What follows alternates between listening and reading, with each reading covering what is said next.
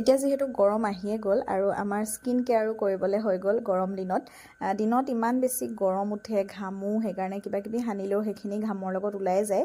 কিন্তু ৰাতি যদি আমি স্কিনখনক ভালদৰে এটা নাইট ক্ৰীম লগাব পাৰোঁ, তেতিয়া আমাৰ স্কিনখনে মানে বহুত শান্তি পায়। বিশেষকৈ ৰাতি সময়খিনিত সদায়ে মানুহে ক্ৰীম লগাবই লাগে। যদিহে আপোনালোকে ক্ৰীম নলগায়, আজিৰ পৰা এনেকৈ এটা নাইট ক্ৰীম প্ৰস্তুত কৰি ল'ব ঘৰতে একদম কম খৰচতে। তেতিয়া আপোনালোকে ৰাতি এইটো লগাব পাৰিব। তাৰ বাবে লৈছোঁ মই এয়া এল'ভেৰা জেল। আপোনালোকে যিকোনো ব্ৰেণ্ডৰ এল'ভেৰা জেল ল'ব পাৰিব আৰু এনেকৈ কেপচুল ল'ব ভিটামিন ই। এইটো ফাৰ্মাচীতে পাই যাব। ভিটামিন ই কেপচুল সানিলে খুব বেছি আঠা আঠা লাগে, সেইকাৰণে গৰমত সানিবলৈ মানে খুব বেয়া।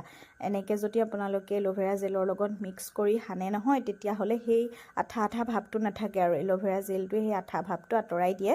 দুইটা এনেকৈ ভালদৰে মিক্স কৰি লৈছোঁ আৰু এতিয়া মই ইয়াতে অলপ সৰহকৈ বনাই লৈছোঁ 2-3 দিনৰ কাৰণে। আৰু এতিয়া ধুনীয়াকৈ আপোনালোকক মই ইয়াতে হাততে মই দেখুৱাই দিম, দেখিছে নহয় যে বস্তুটো সেই আঠা ভাৱটো নাই আৰু এল'ভেৰা জেলটো আৰু ভিটামিন ই দুইটা মিলি বৰ ধুনীয়া এটা নাইট ক্ৰীম হয়।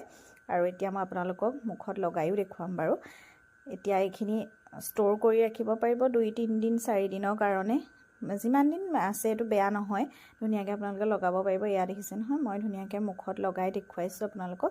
আপোনালোকেও এনেকৈ ধুনীয়াকৈ নাইট ক্ৰীম এটা বনাই এতিয়া গৰমৰ কাৰণে ৰাখি থ'ব পাৰিব।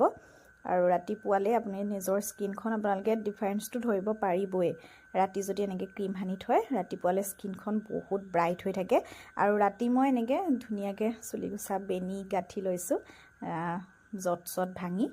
এয়া আৰু শুভৰাত্ৰি। আপোনালোকেও এনেকৈ নাইট ক্ৰীম এটা বনাই ল'ব পাৰিব। আজিলৈ আহিছোঁ, বাই বাই।